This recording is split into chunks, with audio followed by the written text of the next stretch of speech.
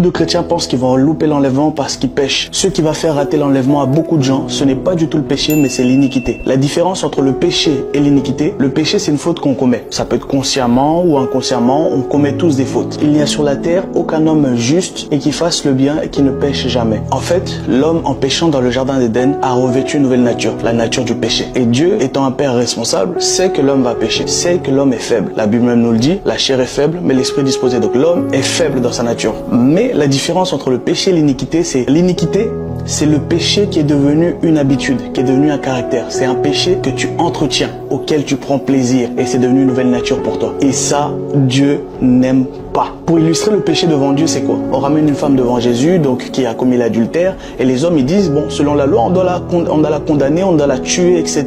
Voilà, Jésus leur parle, etc. Et lui dit que celui qui n'a jamais péché lui jette la première pierre. À la fin, Jésus se relève et demande à cette femme, mais où sont les gens qui te condamnaient? Et cette femme dit, mais ils sont plus là, ils sont tous partis. Jésus a dit, eux ils te condamnent pas, moi non plus je te condamne pas. Va, ne pêche plus. Voilà comment le péché est vu devant Dieu. Le péché, Dieu comprend et nous demande de s'en séparer. Et j'aime beaucoup ce passage dans Ésaïe qui encourage vraiment et qui montre l'amour de Dieu vis-à-vis des pécheurs.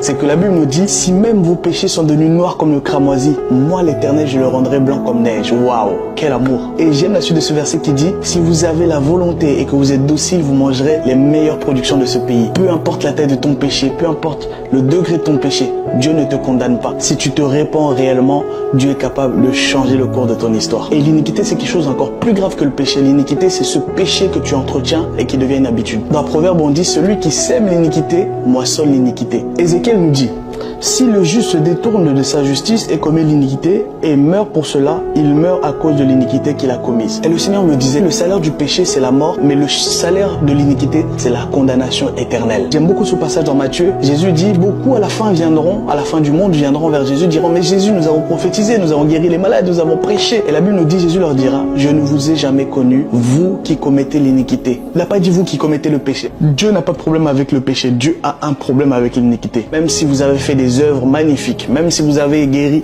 même si vous avez ressuscité des morts, Jésus dira, j'en ai que faire de ce que vous avez fait. Mais vous avez une vie d'iniquité.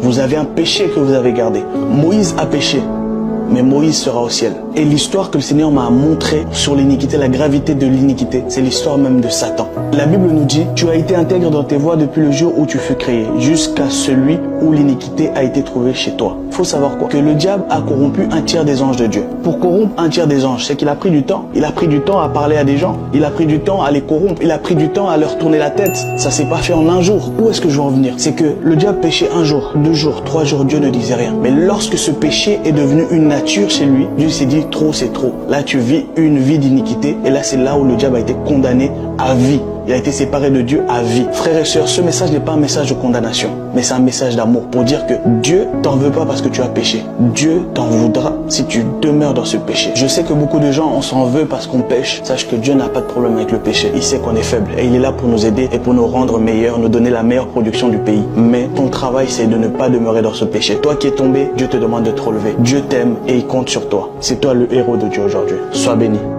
Gloire à l'agneau. Alléluia. Merci Jésus. Est-ce que je peux voir la main de quelqu'un qui ce matin me dit, je veux accepter Jésus dans ma vie comme mon Seigneur et mon Sauveur personnel. Je veux faire la paix avec lui. Je veux recevoir la vie nouvelle. J'allais à l'église, mais j'ai besoin de cette robe. J'ai besoin de naître de nouveau. D'être justifié par Dieu. Lève ta main droite. Je vais prier avec toi. Lève ta main droite. S'il y a une seule personne. 2, 3, 4. Avancez, acclamons le Seigneur pour ces personnes. Faites-les venir. Merci Seigneur. Continuons d'acclamer.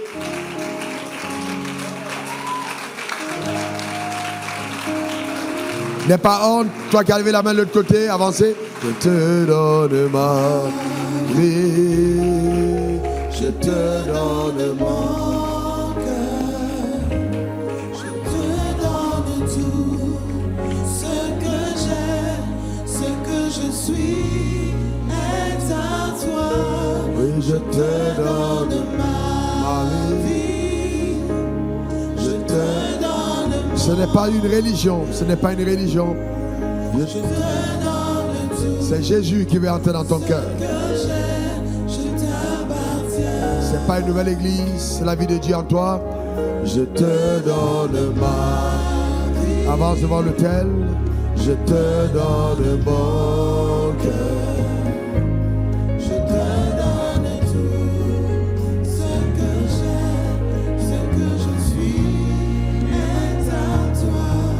Je te donne ma vie. Je vais arrêter tes pleurs nocturnes, tes angoisses et tes inquiétudes en ce qui concerne ta vie. Dieu veut mettre fin à ce tourment dans ton âme. Avance. Je te vois verser des larmes sur ton oreiller toute seule. Oh oui, je te tourmenté en ce qui concerne ta vie personnelle. Le Seigneur me dit de te dire, cet appel au salut, c'est pour t'affranchir et te sortir de cette vie de désolation.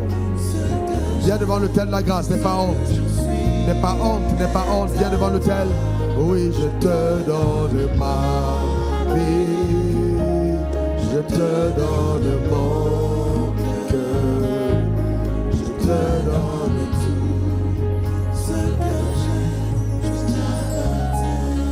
j'ai. Un dernier appel, si tu ne te donnes pas à Dieu, tu ne pourras pas mettre fin à l'oppression de la puissance démoniaque sur ta vie.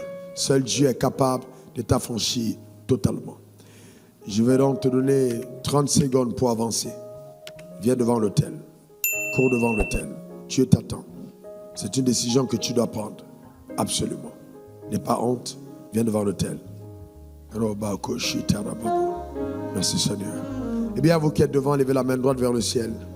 Répète après moi ces paroles. Vous qui êtes ici devant, levez la main droite vers le ciel. Répète après moi ces paroles. Seigneur Jésus. À haute voix, Seigneur Jésus, j'ai entendu ta parole. Mon cœur est touché. Je demande pardon pour mes péchés. Que ton sang me lave. Que ton sang me purifie. Fais de moi ton enfant. Aujourd'hui, change mon cœur.